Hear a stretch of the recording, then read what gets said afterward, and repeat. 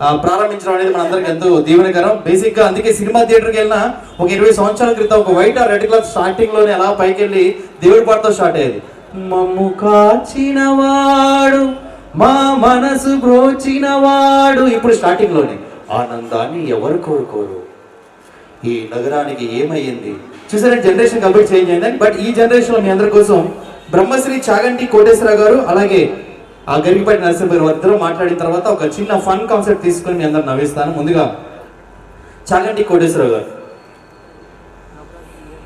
ఏమంటే ఈరోజు ఈ కార్యక్రమానికి విచ్చేసినటువంటి ప్రతి ఒక్కరికి కూడా నా నమస్కారాలు తెలియచేస్తూ, ఏమని మనిషి ఎప్పుడు ఆరోగ్యంగా ఉండాలంటే మనిషి నిరంతరం నవ్వుతూ ఉండాలండి. ఏమంటే నేను ఏమంటానంటే, నవ్వుతున్నవారు, సంతోషంగా ఉన్నవారు గట్టిగా ఒక్కసారి చెప్పలు కొట్టాలి.